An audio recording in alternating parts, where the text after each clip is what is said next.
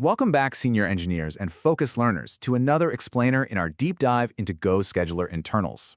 Today, we're unpacking the exact mechanics of how Go efficiently multiplexes millions of Go routines onto just a handful of OS cores using its highly optimized M-to-N threading model.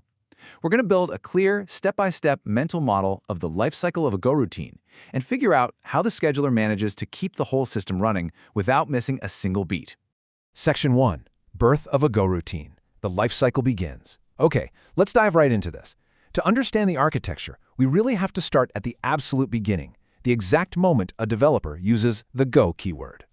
When you trigger that Go keyword in your code, it actually translates to a new proc call down in the Go runtime. And this creates the very first piece of our puzzle, the Go routine itself, which is represented internally as a G struct. Now notice its specifications here. It gets initialized with a remarkably tiny 2 kilobyte dynamic stack.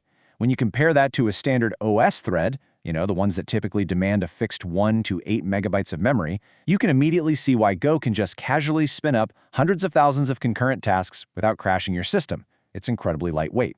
But a Go routine doesn't just magically execute the millisecond it's created. It starts in step 1, the created or idle state, just for a brief microsecond during initialization. Once that setup is done, it immediately transitions into step 2, the runnable state.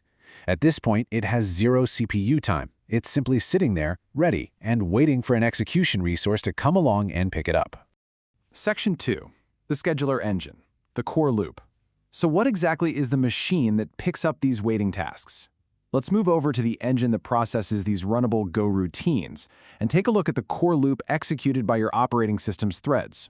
In Go's architecture, an OS thread is known as a machine or an M. Every active M continuously runs an infinite loop function literally called scheduling. This loop is absolutely crucial. It is the beating heart of the execution engine. It serves as the entry point for every single thread that is desperately seeking its next unit of work.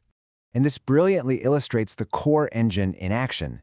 Inside that infinite schedule loop, the runtime delegates to a function called findRunnable method. This function's sole purpose in life is to constantly scour the system to locate the very next Go routine that needs to be executed. Section 3. Processors and LRQs, the logical contexts. Now there is a catch here.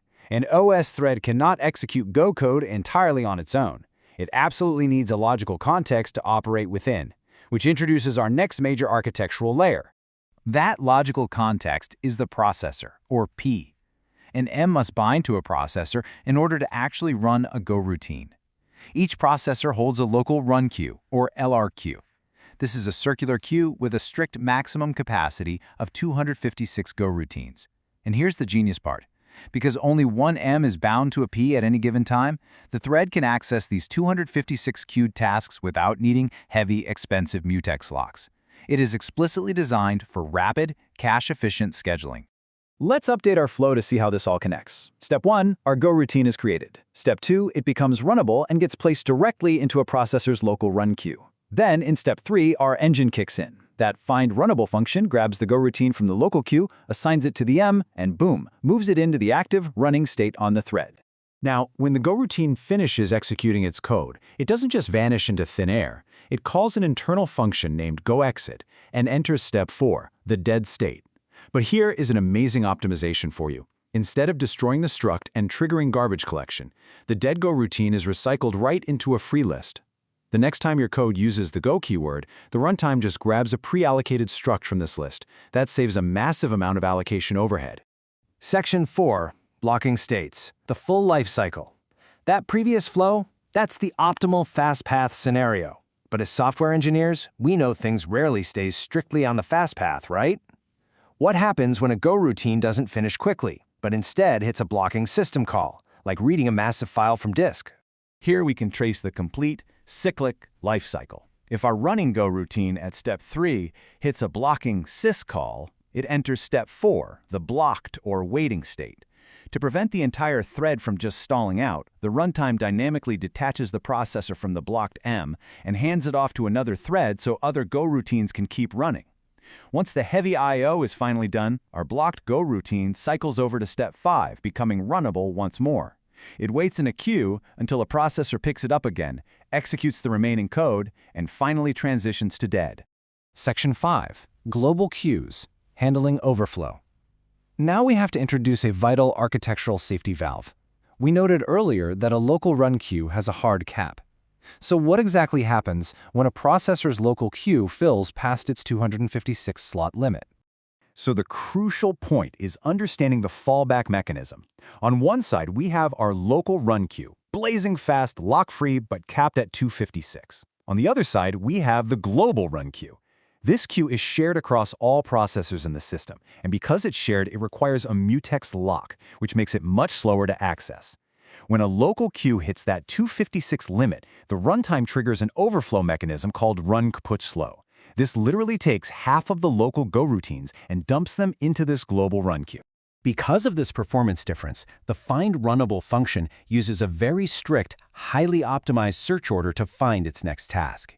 It prioritizes the fast local queue, of course, but to guarantee fairness and prevent those overflow Goroutines from starving in the slow lane, it implements the 161 rule. Exactly 1 out of every 61 scheduler ticks, the thread bypasses the local queue and checks the global run queue first. If it doesn't find anything globally or locally, it checks the network poller for I/O-ready Goroutines, and then finally polls the global queue one last time. Section 6. Task imbalance and uneven workloads. Let's zoom out now and look at our fully assembled architectural model. We have multiple processors, each maintaining their own blazing fast local run queues, all operating alongside a shared global queue for overflow. It's a beautifully orchestrated system. But looking at this multi-processor architecture, I want to leave you with a final provocative question. What happens if our workload is uneven? What happens if one processor's local queue is absolutely packed with 256 Goroutines, while a neighboring processor finishes its tasks and has absolutely 0 Goroutines left in its queue? Does the empty processor just sit there idle while the rest of the system backs up? Well, Go solves this with a fascinating work-stealing mechanism, and that is exactly what we'll uncover in our next explainer. Thanks for joining me, and I'll see you in the next one.